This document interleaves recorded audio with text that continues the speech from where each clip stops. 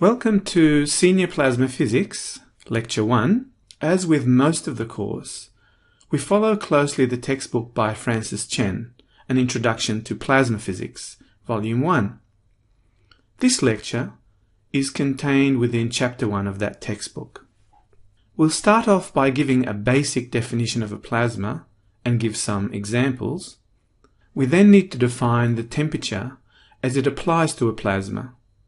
Finally, we need to talk about the type of electrostatic shielding that occurs within a plasma known as Debye shielding, and how this can be used in obtaining more quantifiable criteria for the definition of a plasma. So how do we define what a plasma is? In short, you can say it's an ionized gas, but that's not a completely correct answer, since there are some ionized gases that are not plasmas. By the end of this lecture, we'll present criteria that helps to distinguish between those two situations. But you don't just need a gas to form a plasma. You can form a plasma from all three states of matter: solids, liquids, or gases. You just need the right amount of energy added to a system, such as heat. But there are many ways to impart energy to these states of matter to form a plasma, as we'll see throughout this course. A plasma can be fully or partially ionized. So what does that mean? A fully ionized plasma means that 100% of the atoms are ionized. By implication, a partially ionized plasma isn't. Only a fraction of atoms are ionized. That means the fully ionized plasma only consists of ions and electrons, while the partially ionized plasma not only consists of ions and electrons, but also of neutral atoms and molecules. A list of examples of plasmas can be quite long, but here are some examples. Our sun is a plasma. Any sun is a plasma. The interstellar medium, fluorescent lighting, lightning, and the list goes on. I'm sure there are many examples that you can think of. One of the main parameters of a plasma is its temperature. The collisions between the particles in a plasma behave classically. That means they follow Boltzmann statistics. The result is that you end up with a distribution of speeds known as a Maxwell-Boltzmann distribution. For short, we call it a Maxwellian.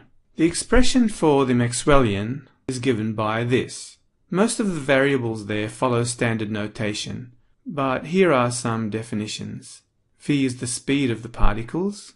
N is the number density, that is, the number of particles per unit volume. This is another main parameter in plasmas. M is the mass of the particles. K subscript B is the Boltzmann's constant. But the important parameter in this equation is T, the temperature. So what if you didn't have a Maxwellian distribution of velocities? Then you can't really talk about a temperature. You may say talk about an average energy. A temperature following Boltzmann statistics is the parameter that appears in the Maxwell-Boltzmann distribution. In the same way, temperature is defined for quantum systems depending on whether you had a Fermi-Dirac distribution or a Bose-Einstein distribution. The meaning of the function f of v is not obvious. It doesn't just mean the number of particles, although the number of particles can be derived from it. We're going to leave the discussion about what this means until we cover the kinetic theory part of the course.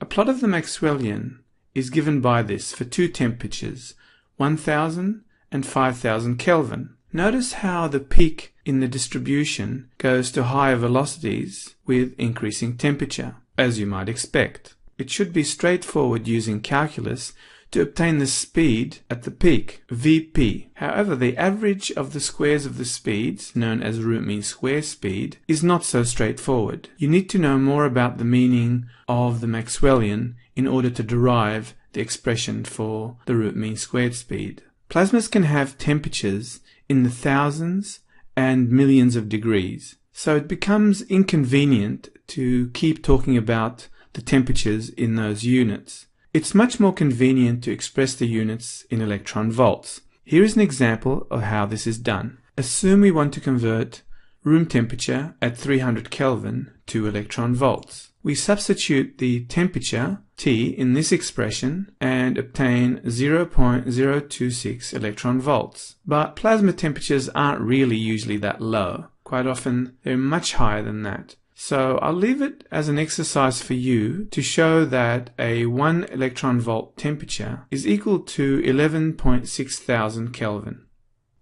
A plasma is made up of free charges, both negative and positive. So you can imagine if we insert in the plasma two oppositely charged conducting spheres. The negative charges and the positive charges will move to the spheres of opposite polarity to essentially shield the electrostatic potential from the spheres. This complete shielding of the charged spheres will only occur if the free charges don't have sufficient kinetic energy to overcome the attractive potential energy of the spheres. But as we've seen from the Maxwellian distribution of velocities, that there are always charged particles in the high velocity tail of the distribution that have a sufficient energy that is greater than the attractive electrostatic potential energy to basically leave. And so the shielding around the sphere is inherently incomplete. But we do introduce a length in the plasma whereby most of the charge is contained. This is known as the Debye length. The symbols in this expression are as usual, but it's important to comment on one particular parameter, the density. This is the density at a much greater distance than the Debye length, because the density within the Debye length does change. So within a Debye length, changes in the electric potential can be measured. It doesn't mean that changes in the potential outside the Debye length can't be measured, because as we said, the shielding is not complete, but the changes are much smaller. Quite often we do treat this Debye length as a kind of a boundary, but it's not really a boundary, as we will show in later lectures when we derive the Debye length. It's important to note that there is nothing special about the introduction of metal spheres. They basically represent an electrostatic perturbation of the plasma. The perturbation doesn't have to be from a physical object, although it can be. It can be, say, from electromagnetic radiation passing through the plasma.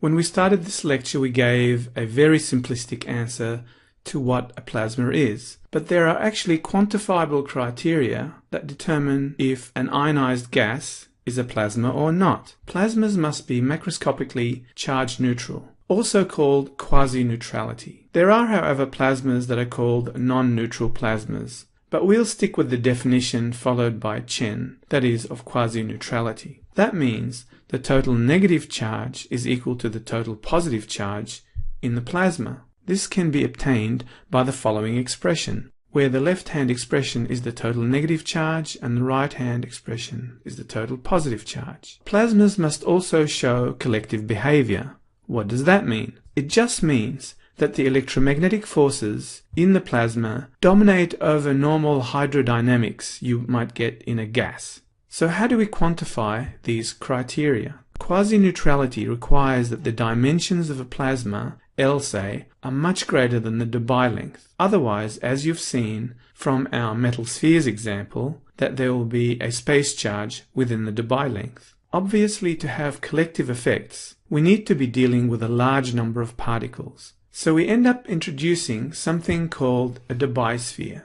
A Debye sphere is an imaginary sphere that has a radius of 1 Debye length. So we want the number of charged particles in a Debye sphere, Nd, to be much greater than 1, and is given by this expression, where we're basically multiplying the volume of the charged sphere with the number density of the charges. In this case, it's the number density of electrons.